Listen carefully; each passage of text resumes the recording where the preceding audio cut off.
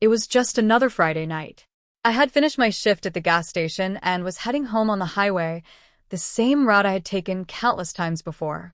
I was 19, driving my beat-up sedan, headlights cutting through the dark stretch of road lined with cornfields and occasional clusters of trees. Normally, this drive was relaxing. I'd roll down the windows, listen to music, maybe call a friend to chat. Nothing ever happened here. It was just quiet, empty, and familiar. That night, everything felt normal at first. The sky was clear, the moon half hidden behind a few scattered clouds. My tires hummed against the asphalt, and I barely noticed the other cars, or rather, the lack of them. There were only a few streetlights scattered along the highway, flickering every so often, but nothing that seemed out of place. I even thought about stopping at my usual diner for a coffee, but I figured I'd just get home and relax instead. Then I noticed it. At first, I thought I was imagining things, a pair of headlights far behind me, too distant to recognize immediately. But the more I drove, the closer they seemed to get, moving in perfect sync with me. I checked my rearview mirror, assuming it was just a car merging onto the highway. But no, it had been there for a while. The same two lights, following the same pattern, never overtaking, never passing, just staying behind me. I shrugged it off at first. Maybe it was someone headed the same way, someone driving late like me. But there was something off. The car never blinked its lights. There was no turn signal, no movement to indicate the driver was planning anything. Just two headlights, locked on me, mirroring every lane change, every speed adjustment. My stomach started to tighten. It was a small, nagging discomfort at first, but it didn't go away. I tried to focus on the road, telling myself it was probably nothing. Still, the sensation of being watched grew stronger. I glanced at the highway signs, counting the miles until the next exit, feeling the pressure of someone or something tracking me in real time. It wasn't a movie, and it wasn't in my head. It was real. And I was starting to understand that the comfort of this quiet, empty highway could turn into something dangerous faster than I could react. By the time I reached the first cluster of flickering streetlights, I realized the small, unsettling hint I had ignored was more than a coincidence. The car behind me wasn't just another driver, it was something else, something deliberate. That's when I first felt fear in a way I had never felt before. Not the kind that comes from a scary story or a rumor. Real fear. Real danger. And I knew, even before I could do anything, that I might not be alone on this road after all. After noticing the car behind me, I tried to calm myself. I told myself it was probably just another driver, maybe someone new to the area. The highway I was on was long and mostly empty at this hour. On either side, cornfields stretched for miles, broken occasionally by a cluster of trees or an abandoned farmhouse. There were no streetlights in most sections, just the faint glow of the moon above and the dim, flickering lights on rare road signs. It felt peaceful at times like this, almost meditative, but that night, the quiet only made the presence of the car behind me more unsettling. I had been on this highway countless times before. Normally, it was just part of my routine, driving from my part-time job at the gas station to my small apartment on the outskirts of town. I liked the silence, the emptiness. It gave me time to think about my day or plan for the next one. Tonight, I wasn't in a hurry, so I kept my speed moderate, enjoying the hum of the engine and the faint sound of music playing through the speakers. I wasn't completely alone, though. My friend Chris had texted me earlier that night, asking if I wanted to stop by his place after work. I had declined, saying I just wanted to get home and relax. It was a normal decision, a normal evening. My family was asleep, my neighbors were quiet, and the few other cars I passed seemed like distant shadows, nothing worth paying attention to. Everything about the situation should have felt completely safe. Even the weather was ordinary. The night was cool, dry, and still. No fog, no rain, no strong wind, just the faint rustle of corn leaves in the occasional breeze. The sky was clear, and the stars were faintly visible, which only made the darkness of the road seem more pronounced. I passed a few rest stops along the way, empty and closed for the night.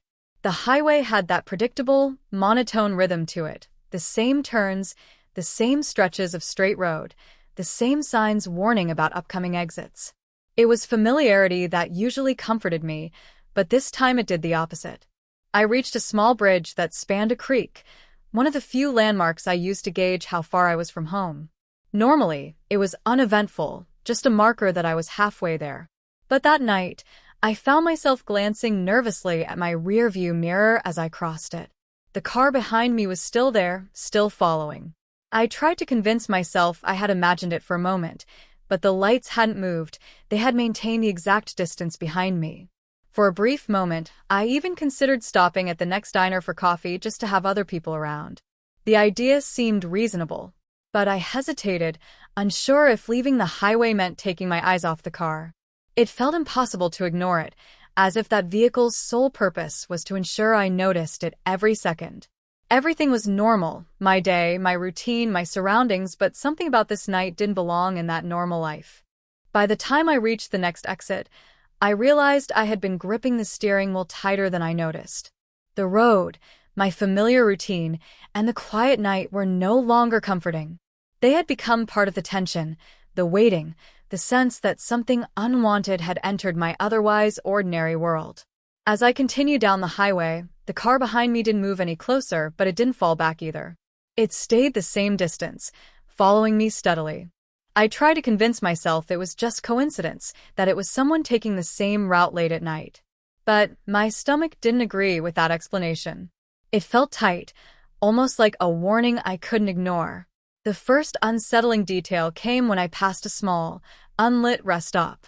Normally, I would barely notice it, but this time I saw movement near the edge of the parking lot. Something, or someone, stepped into the faint moonlight for just a moment, then disappeared behind the shadows. I squinted, trying to make it out, but it was gone before I could identify it. My pulse quickened, and I told myself to focus on the road, that I was imagining things. A few minutes later, I heard a faint tapping sound against the roof of my car. At first, I thought it was rain, though the sky had been clear. The sound came again, soft and irregular, like fingernails lightly drumming. I glanced in the rearview mirror, half expecting to see the car behind me, but nothing had changed. 2 headlights, following at the same distance, as if nothing had happened. Still, the tapping persisted, though it never seemed consistent with the motion of my own vehicle. Then came the feeling of being watched. I tried to ignore it at first. It was subtle at first, like a shadow at the corner of my vision. I would glance to the passenger seat or the back seat and see nothing, but the sensation wouldn't leave. My skin prickled, and I found myself checking the mirrors more often than normal. Every time I did, the car behind me was there, steady, patient, waiting. The shadows along the road also started to feel different.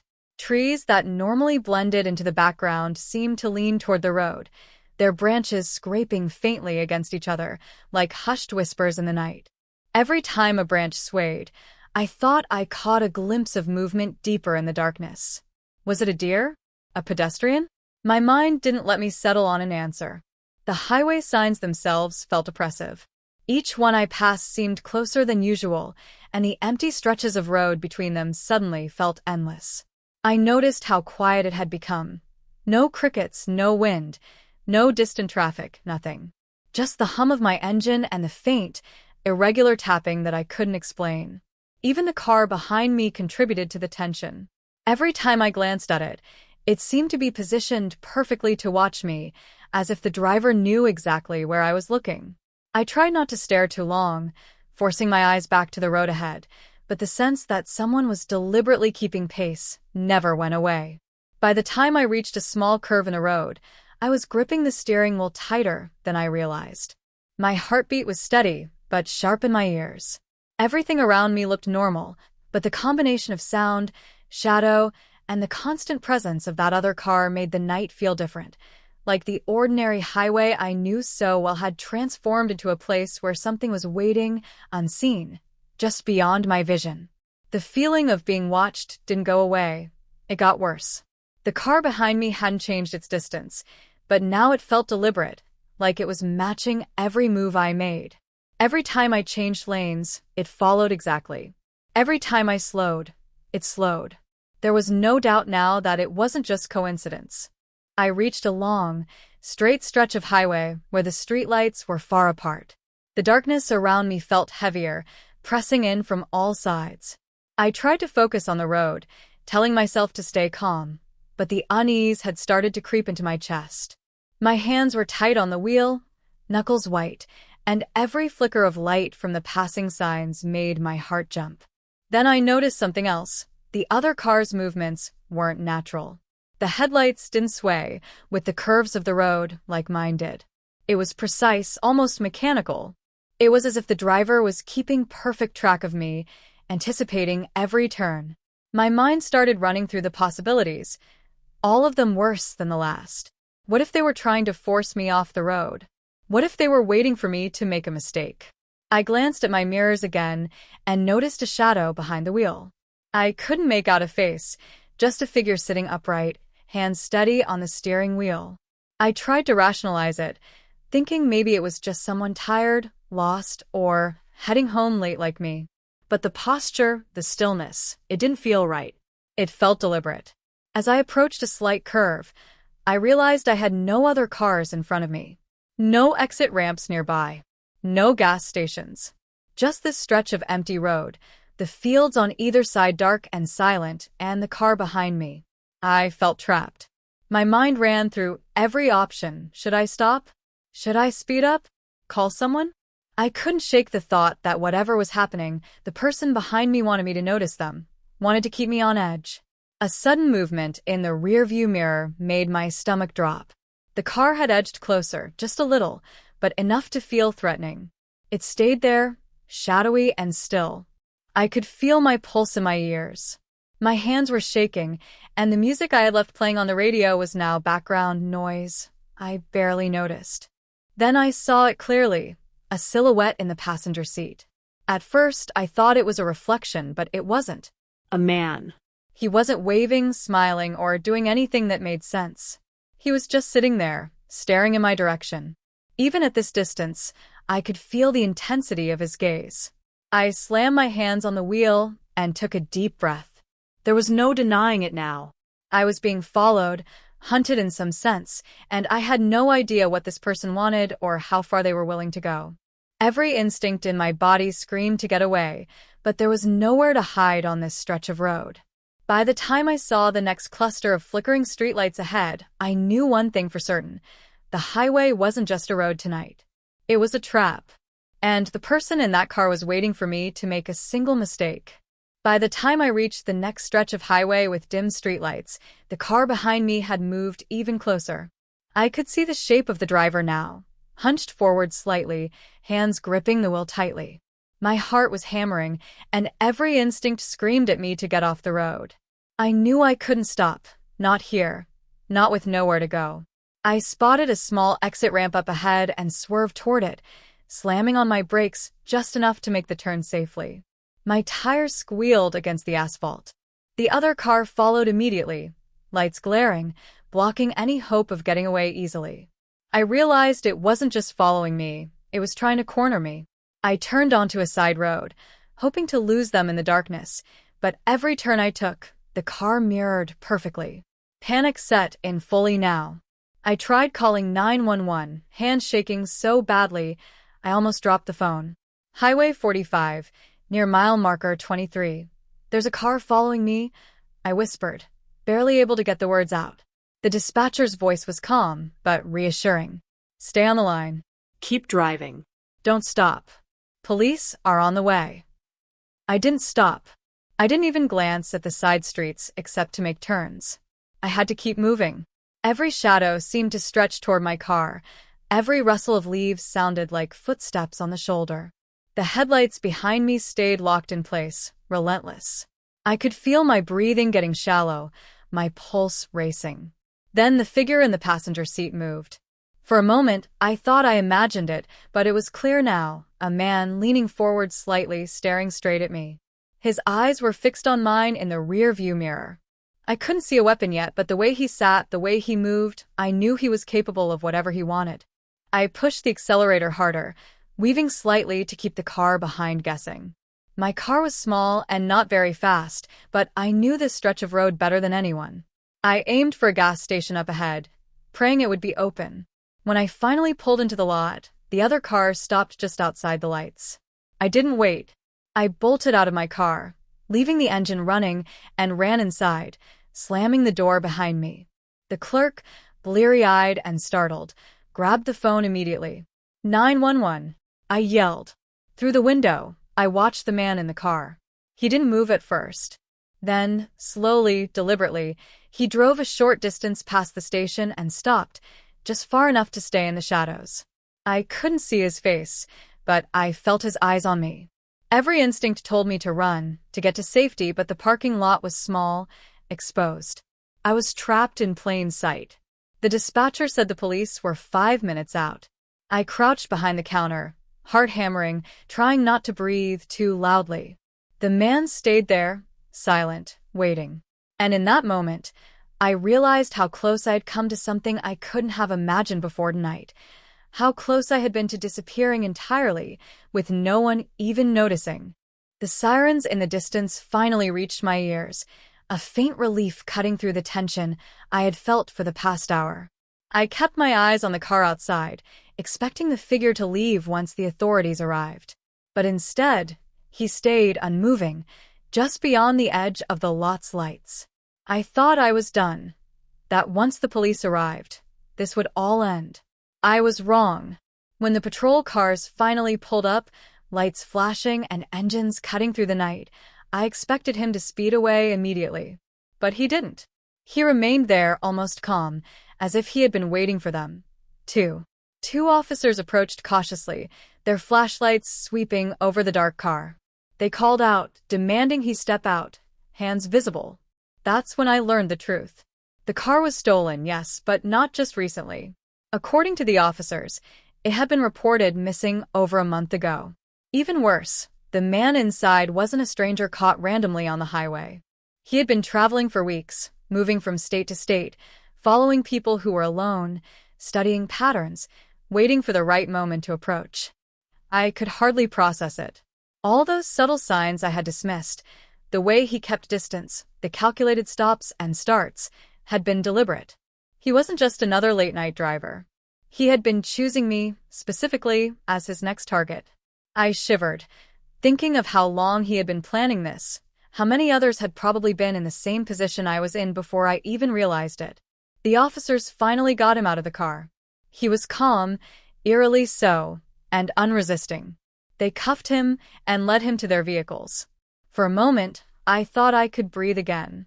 But the chilling detail came when the officers searched the interior. There were several items in the car, a small bag filled with tools, maps of multiple highways, and a notebook detailing observations of other drivers. Names, times, locations. It was organized, methodical. He had been doing this for a long time. The thought hit me fully then. I had been part of something much bigger than just a scary night on the highway. I hadn't just been followed by a random stranger. I had been chosen by someone who had been watching countless people, waiting for the right moment. The reality of it made my skin crawl. As they loaded him into the police car, I noticed something even more disturbing. A photo fell from the notebook, fluttering to the ground. I bent to pick it up and froze. It was me, driving the same highway, same car, same empty stretch of road. He had been watching me for days, maybe weeks, before I even knew. I realized in that moment how lucky I had been. Every instinct I had felt, the unease, the tapping, the constant sense of being watched, had been the only thing that saved me. And yet, even with the police there, I felt a lingering fear. Because knowing he had targeted me, and seeing the meticulous planning he had done, I understood something that the officers didn't. He had chosen me for a reason, and if not that night, then maybe another. After the man was taken away by the police, I finally thought I could breathe. The night air felt lighter, and the hum of my car engine seemed normal again. But the relief was thin, fragile, like a layer of glass that could shatter at any moment. I stayed at the gas station for nearly an hour, talking to the officers, giving my statement, answering the questions over and over. Every time I looked out the window at the empty highway, I felt a pull of unease, a quiet echo that something wasn't over. When I finally got back on the road, I kept my speed slow, my eyes constantly on the rearview mirror. For the first few miles, it was empty. No headlights behind me. No sound of another engine. I told myself I was being paranoid, that the danger had passed. But deep down, I couldn't shake the feeling that the night had changed something, not just the highway, but me. As I drove past the familiar landmarks, every tree line and curve in the road felt different. Shadows seemed longer, deeper, almost alive in some way. I felt like I was being watched, not by the man who had been caught, but by someone or something else. I tried to rationalize it. Maybe it was just my mind replaying the events. Maybe it was fear lingering too long. But there was a part of me that knew it wasn't imagination. By the time I reached the exit near my apartment, I slowed to a crawl, scanning the road behind me one last time. I expected nothing. And yet, in the distance just beyond the curve, I thought I saw a single set of headlights. They didn't move closer, didn't turn away. They simply stayed there, fixed, waiting. My chest tightened. I wanted to look away, to ignore it, but I couldn't. The image stayed with me, burned into my mind, even as I took my exit and turned onto the familiar streets of my neighborhood. Inside my apartment, the lights felt too bright, too artificial. I locked every door, double-checked the windows, even ran to the back door to make sure it was secure. I tried to convince myself I was safe, that the man in the notebook was gone for good. But sleep wouldn't come easily that night, or the nights that followed. Every creak, every distant sound outside, every unfamiliar shadow triggered the same panic I had felt on the highway. Weeks later, I found myself avoiding the highway at night altogether. I stuck to well-lit streets, drove slowly, and always checked my mirrors. But even then, the feeling persisted. The sense that someone or some people were out there, watching, studying patterns, waiting for the perfect moment. I never saw the man again, and the police assured me he was in custody. But I still wonder, had he acted alone? Or were there others, traveling the same roads, waiting for someone like me? Sometimes, when I drive past that stretch of highway in daylight, I can't help glancing over my shoulder, half expecting to see him, or someone like him, just beyond the curve. And every time, a small knot of fear tightens in my stomach, because I know the night doesn't truly end. Some dangers don't disappear, they just wait. I'll never forget that night. And I'll never forget the highway. Because sometimes I feel he's still out there, watching.